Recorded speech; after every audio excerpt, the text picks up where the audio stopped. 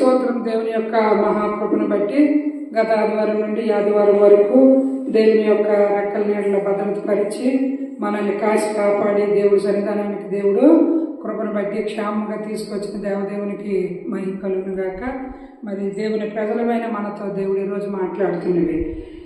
మరి దేవుడు ఇచ్చిన ఆ ఒక్క మాటలను మీ మధ్యకి తీసుకొచ్చిన ఈ మాటలను మరి మనస్ఫూర్తిగా మనం విందాం. దేవుడి వాక్యమును విని మరి భక్తులు ఏ విధంగా ప్రార్థించారో, ఏ విధంగా నడుచుకున్నారో మనము ఆ విధంగా నడుచుకోవాలి. దినదినము కూడా దేవుని యొక్క ప్రేమలో ముందుకు సాగిపోయిన వారికి ఉండాలని మరి వాక్యం ద్వారా దేవుడు మనతో మాట్లాడుతున్నాడు. వాక్యం వింటున్న నా ప్రియమైన సహోదరి సహోదరుల గ్రూపుల్లో, వాట్సాప్లో చూస్తున్నారు నా హృదయపూర్వకమైన వందనాలు. అలాగే నా సంఘ బిడ్డలు కూడా నా హృదయపూర్వకమైన వందనాలు తెలియపరుచుకుంటున్నాను. వాక్యం ఇర్మియా 31:3 చదువుకుందాం. ఇర్మియా 31:3లో ఏముందంటే, చాలా కాలం క్రిందట యెహోవా నాకు ప్రత్యక్షమై ఇలాగును, ఇట్లు నేను శాశ్వతమైన ప్రేమతో నేను నిన్ను ప్రేమించుచున్నాను గనుక విడువక నీ ఎడల కృప చూపుచున్నాను. శాశ్వతమైన ప్రేమ దేవుడు ఇశ్రాయేలు ప్రజల పట్ల చూపించాడు, విడువక కృప చూపించాడు.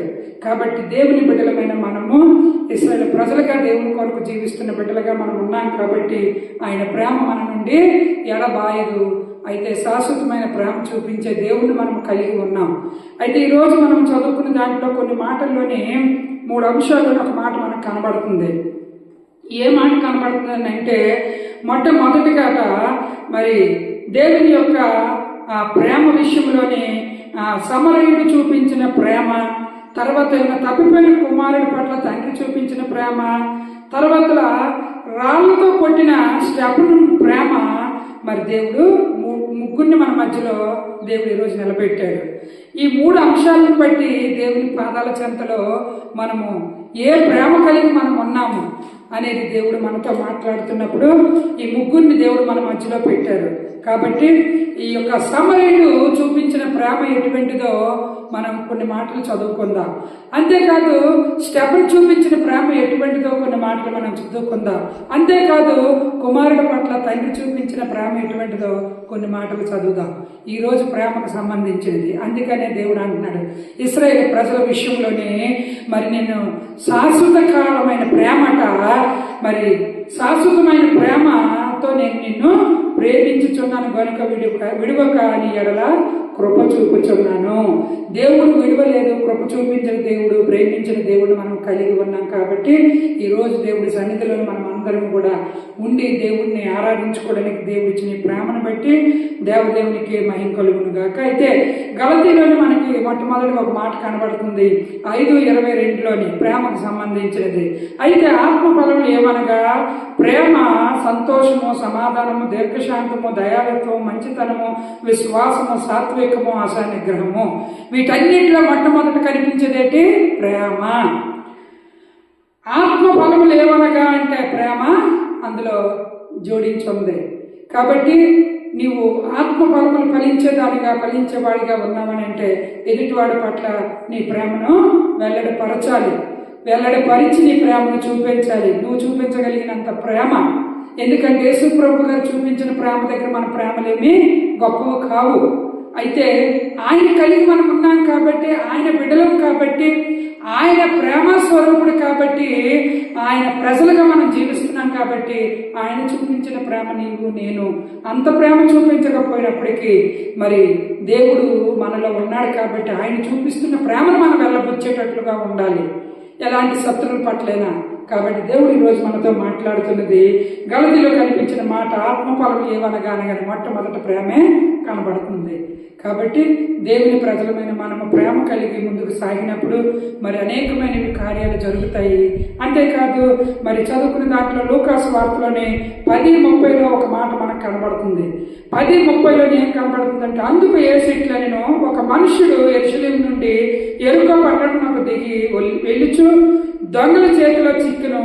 వారు అతనిని బట్టలు దోచుకొని అతని కొట్టి కొన ప్రాణంతో విడిచిపెట్టారటండి. బట్టలుగా తీసుకున్నారు దొంగలు. మరేమో మరి ఇంకా ఆ విధంగా అతన్ని కొట్టారట, మరి దొంగిలించారట, మరి వెళ్ళి అతని కొన ఊపిరితోటి విడిచిపెట్టి వెళ్ళిపోయారట. అయితే ఈయన ఎక్కడి నుండి ఎక్కడికి వెళ్తున్నాడటండి. అందుకు యేసు ఇట్లైన ఒక మనుషుడట యెరూషలేము నుండి యెరికో పట్టణమునకు దిగి వెళ్ళుచున్నాడు.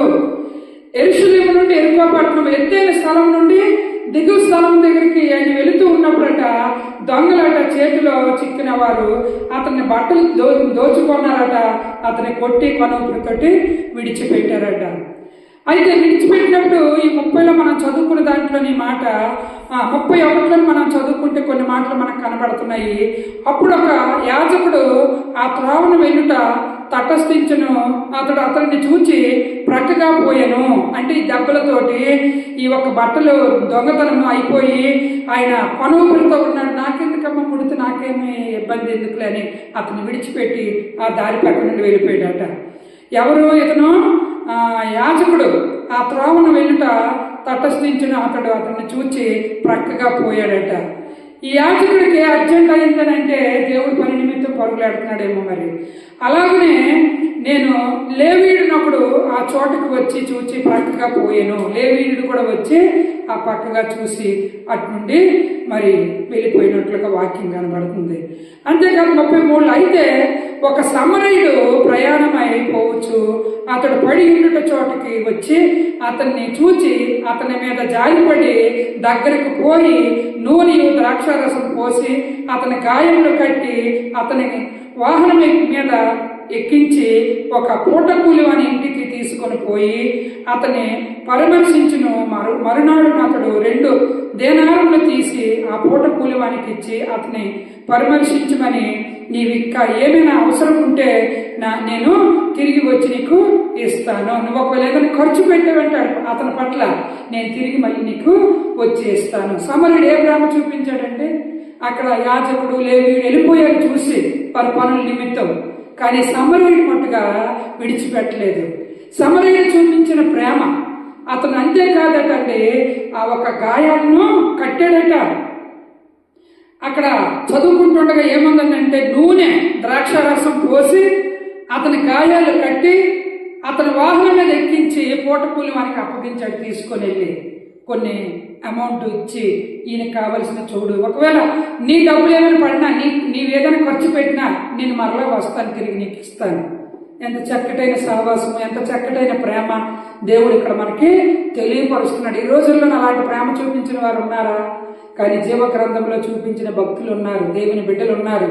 కాబట్టి ఈ సమరయుడు చూపించిన ప్రేమ మరి మనము దేవుడు చూపించిన ప్రేమ గొప్పది. ఆయన నమ్ముకున్న బిడ్డలు చూపించిన ప్రేమ మరి దేవుడు గొప్పగా చెయ్యాలి.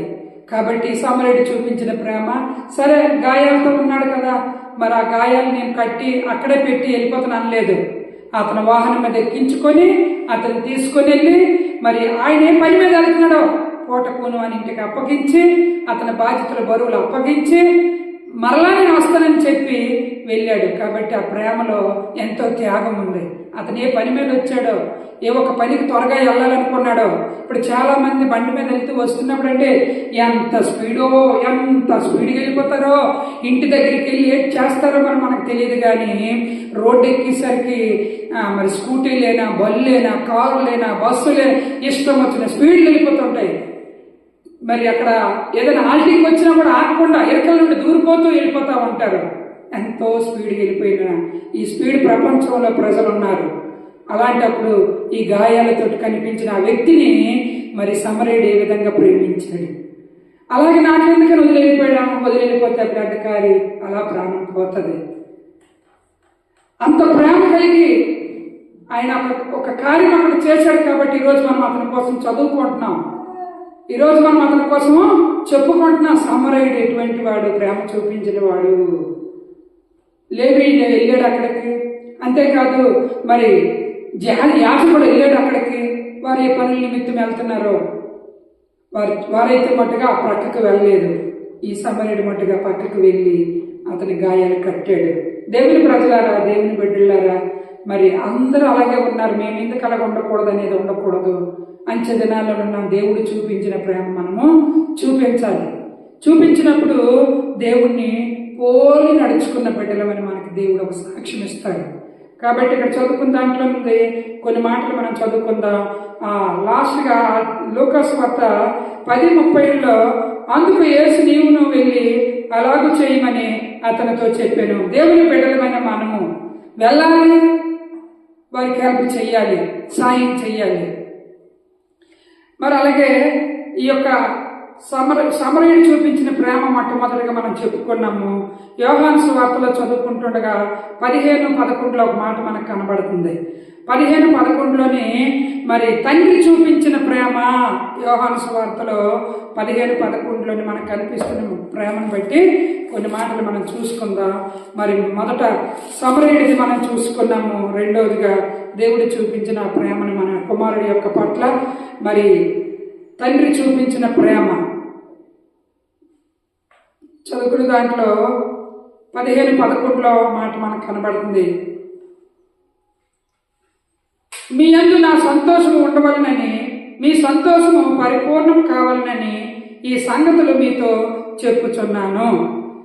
సంపూర్ణంగా అవ్వాలి, పరిపూర్ణంగా అవ్వాలి కాబట్టి ఈ మాటలను చెప్పుచున్నాను. మీద చదువుతాను. తండ్రి నన్ను ఎలాగ ప్రేమించునో నేను మిమ్మల్ని అలాగే ప్రేమించి తిని నా ప్రేమ యందు నిలిచి ఉండుడి.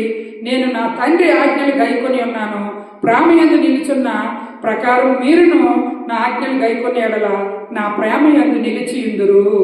మీ యందు నా సంతోషం ఉండవలనని, మీ సంతోషము పరిపూర్ణము కావాలనని ఈ సంగతులు మీతో చెప్పుచున్నాను. నేను మిమ్మల్ని ప్రేమించిన ప్రకారము మీరు ఒకరినొకరు ప్రేమింపవలనని నా ఆజ్ఞ. హల్లెలూయా.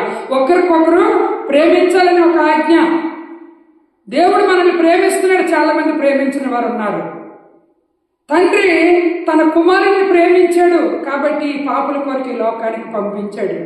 అలాగే తప్పిపోయిన కుమారుడి విషయంలోనే తప్పిపోయిన కుమారుడు తండ్రి ఎంతో ప్రేమించాడు. కుమారుడికి లోక అలవాట్లకి వెళ్ళిపోయాడు, ధనమంతా నష్టం చేశాడు. చివరికి తినడానికి కూడా ఏమి లేకపోతే తండ్రితోటి విభేదాలు చేసుకుని వెళ్ళిపోయిన వాడే తిరిగి తండ్రి ఇంటికి వచ్చినప్పుడు తండ్రి ఎంత ప్రేమను చూపించాడు.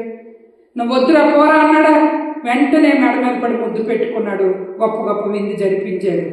ఎందుకంటే ఈరోజు మనం చెప్పుకున్న మాటలు దేవుని యొక్క ప్రేమలో మనము స్థిరంగా ఉండాలా. నువ్వు నిన్ను వలే నీ పొరుగు వారిని ప్రేమించాలా. ఆ ప్రేమ అనేది మాట తగ్గిపోతుంది ఈ రోజుల్లో. ఆ ప్రేమ అనే మాటకు తగ్గిపోతుంది కాబట్టి దేవుడు సెలవిస్తున్న మాట ప్రేమను మనము వెళ్ళగొచ్చాలని దేవుడు ఆజ్ఞిస్తున్నాడు.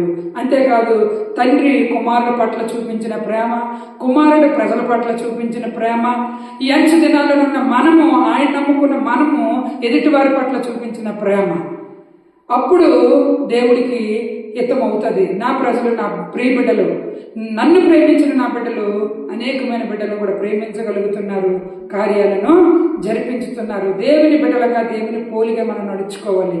దేవుణ్ణి మనం మోసుకెళ్ళేటట్లుగా ఉండి అనేకమందికి దేవుణ్ణి చూపించేవారిగా ఉండాలి. ఏవో ఉత్తమైన రుచి చూపించేవారిగా మనం ఉండాలి. ఆ ప్రేమలో ఆ రుచి కనబడుతుంది. ఎప్పుడైతే నీ ప్రేమ సన్నగిల్లిపోయిందో దేవుడి రుచి నువ్వు చూపించలేవని వాక్యం సెలవిస్తుంది. చివరిగా ఒక మాట చదువుకొని మనం ముగించుకుందాం. చివరిగా ఒక మాటలో ఏమందంటే అపోస్తల కార్యంలోని స్టెఫను చూపించిన ప్రేమ. మొట్టమొదటిగా మనం చదువుకునే దాంట్లో సమరయుడు చూపించిన ప్రేమ, రెండోదిగా మరి తప్పిపోయిన కుమారుల పట్ల తండ్రి చూపించిన ప్రేమ, అలాగనే యేసుక్రీస్తు గారు మరి తండ్రి అయిన యెహోవా దేవుడు యేసుక్రీస్తుని ప్రేమించి భూలోకానికి మన కొరకు పంపించిన ప్రేమ. ఈరోజు మరొక ప్రేమ, స్టెఫను చూపించిన ప్రేమ చదువుకుంది. అపోస్తల కార్యం 7:54. వారి మాటలు విని కోపముతో మండిపడి మరి అతన్ని చూచి పండ్లు కోరికరి పట్టణపు వెలుపుకి అతన్ని వెళ్ళగొట్టి రాళ్ళు రువ్వి చంపిరి. సాక్షులు సౌలు అను ఒక యవనను పాదముల యొద్ద తమ వస్త్రములను పెట్టిరి. అతడు మోకాలను ప్రభువ వారి మీద ఈ పాపము మోపకము గొప్ప శబ్దంతో పలికెను. ఈ మాట పలికి నిద్రించెను. సౌలు అతనిని చావునకు సమ్మతించెను. చూడండి ఏమంటుందండి అక్కడ మాట. ఆ మాట పలికి వెంటనే అక్కడ నిద్రించను అనే మాట మనకు కనబడుతుంది. అందుకనే సమాధుల మీద ఏమని ఉంటుంది? నిద్రించడము, ప్రభువునందు నిద్రించడము. కాకపోతే ఈ యొక్క స్టెఫను విషయంలోని రాళ్లతో రువ్వి స్టెఫెను గారు కొట్టి రక్తాలు వచ్చినట్లు కొట్టి చంపిన ప్రజల విషయంలో ఏమని అంటున్నాడంటే అక్కడ మాట, గొప్ప శబ్దంతో పలికని మాట పలికను నిద్రించనని మాట, అతడు మోకాళ్ళను ప్రభువా వారి మీద ఈ పాపము మాపకము అని గొప్ప శబ్దంతో చెప్పాడండి. అంటే ఎంతటి ప్రేమ చూపించాడు స్టెఫెను. రాళ్ళతో కొడితే ఒప్పుకుంటారండి? ఒక రాయి దెబ్బ తగిలితే ఒప్పుకుంటారా? కానీ ఆ రాళ్ళు ఆత్మీయత లోతుల్లోకి మనం వెళ్ళినప్పుడు మాటలనే రాళ్లతో కొట్టిన వారు చాలా మంది ఉన్నారు. గాయపరిచే మాటలతో, హృదయాన్ని బాధపరిచే మాటలతో మాట్లాడిన ఆ రాయి వంటి మనుషులు ఉన్నారు. స్టెఫెను గారికి శరీరానికి గాయాలు తగిలి దేవుని యొక్క నిద్రించాడు దేవుని పట్ల. కానీ ఇప్పుడు ఆత్మీయతమైన లోతుల్లోకి వెళ్తే కనిపించని దెబ్బలతో, మాటలతో, రాళ్లతో కొట్టి మనల్ని ఇష్టం వచ్చినంత బాధపరుస్తున్న ప్రజలు ఉన్నారు. అటువంటి ప్రజల మధ్యలో మనం ఉన్నప్పటికీ కూడా, అటువంటి మాటలు మన మీదకి వస్తున్నప్పటికీ కూడా మనం ఒకటే, స్టెఫెను ఏమని ప్రార్థించాడు? అయ్యా మోకరించాడు, ప్రభువా వారి మీద ఈ పాపము మోపకమని గొప్ప శబ్దంతో చెప్పి నిద్రించినట్లుగా వాక్యం మనకు సెలవిస్తుంది. అప్పుడట సౌలు అతని చావునకు సమ్మతించాడటండి. అయితే దేవుని ప్రజలుగా, దేవుని బిడ్డలుగా ఈరోజు స్టెఫెను చూపించిన ప్రేమ, ఈ అంచె దినాలని మనం ఉన్నాము. ప్రేమ స్వరూపుడు ప్రేమను చూపించిన ఆ ప్రేమను మనం చూపించేవారిగా ఉండాలి. మన పట్ల అనేక మంది శత్రువులు లేచినప్పటికీ కూడా దేవుడు చూపించిన ప్రేమలో మనం ముందుకు సాగిపోయేటట్లు ఉండాలి. కాబట్టి ఈ యొక్క దినము దేవుడు మనతో మాట్లాడినవి ఈ 3 అంశాలు కూడా పట్టుకొని మనము ప్రార్థన చేద్దాం. నాయనా మరి సమరయుడు నాకెందుకులే అని దారి కూడా వెళ్ళిపోలేదు, కానీ అతని ప్రేమను పంచాడు, అతని గాయాలు కట్టాడు. మరి అంతేకాదు దేవుని ప్రజలుగా మరి తప్పిపోయిన కుమారుడు ఎంతో బాధ పెట్టాడు తండ్రిని. కానీ కుమారుడు తిరిగి వస్తే తండ్రి ఎంతో ఆనందపడ్డాడు. తప్పిపోయేవా దేవుడి విషయంలో నిన్ను మరలా నువ్వు దేవుని దగ్గరికి వస్తే తండ్రి నీ పట్ల ఆనందిస్తాడు. ఒకవేళ యేసు ప్రభువు గారు నీ కొరకు, నా కొరకు మరి ఈ యొక్క ప్రేమను ఎంతగానో అతను ముందుకు పెట్టి మనల్ని ముందుకు నడిపించాలని ఆశపడుతున్న దేవుని యొక్క ప్రేమను నువ్వు కనుగొనలేకపోతున్నావా? ఆయన ప్రేమ నుండి దూరంగా వెళ్ళిపోతున్నావా? మా దేవుడు కాదు, అది మా చిన్న జాతోలు దేవుడు, మేము పెద్ద జాతోలమి, మా దేవుడు కాదని అంటున్నావా? మనందరికీ సృష్టికర్త గొప్ప దేవుడు ఆయన. మన పాపాన్ని అంతటిని భరించి ప్రేమకు బదులుగా ప్రాణం పెట్టిన యేసు ప్రభు. ఇటువంటి దేవుడు ఎక్కడ మనం చూసామా? ప్రాణము, మనుషుల యొక్క పాపాన్ని పరిహరించడానికి తన ప్రాణం పెట్టిన దేవుడిని ఎక్కడైనా మనం చూసామా? చూడండి, యేసు ప్రభు గారు తన యొక్క ప్రేమకు బదులుగా మరి మనుషులందరినీ కూడా ఆయన ప్రేమించాడు. ఎవరు ద్వేషించినా, ఎవరు అసూయపడినా, ఎవరు కుట్రపడినా, అందుకనే పిలాతు చేతికి అప్పగింపబడినప్పుడు ఈ యొక్క నీతిమంతుడు జోలికి వెళ్ళొద్దని తన భార్య చెప్తున్నప్పుడు పిలాతు ఆగిపోవడానికి చూసినప్పుడు అక్కడున్న మనుషులు, అతని మీద అసూయ చెందిన మనుషులు ఏమన్నారు? అసూయ చెందిన వారు బరబ్బను విడిచిపెట్టాలా, యేసుక్రీస్తు అనబడిన ఈ యొక్క మరి యేసు ప్రభుని విడిచిపెట్టాలని అన్నప్పుడు బరబ్బను విడిచిపెట్టండి, యేసు ప్రభుకు సిలువ వేయండి. సిలువ వేసినంత ఆ ఒక తప్పు అయితే ఆయన ఏమీ చేయలేదని ఈ యొక్క పిలాతు చెప్తున్నాడండి. దేవుని ప్రజలుగా దేవుడు నీతిమంతుడు, యథార్థపరుడు, ప్రేమ స్వరూపి, అట్టి దేవుడిని మనం కలిగి ఉన్నాం. ఆయన ప్రేమకు బదులుగా ఆయన మీద ఏమి లేసేయండి? అసూయ. ఈ రోజుల్లో అసూయ చెందిన జనాలు చాలా మంది ఉన్నారు. అసూయ బుద్ధితో ఉన్నవారు చాలా మంది ఉన్నారు. అట్టి ప్రజల మధ్యలో మనం ఉన్నాం. నీ పట్ల వారు అసూయ చెందుతుంది నీకు తెలుసు, వారు ఆడుతున్నవన్నీ తెలుసు, అయినా నువ్వు ప్రేమించే ఆ ప్రేమ స్వరూపుడు నువ్వు చూపించినట్లుగా ఉండాలని పరిశుద్ధాత్మ దేవుడు తెలియపరుస్తున్నాడు. కళ్ళు మూసుకుందాం, ప్రార్థన చేద్దాం. స్తోత్రాలు.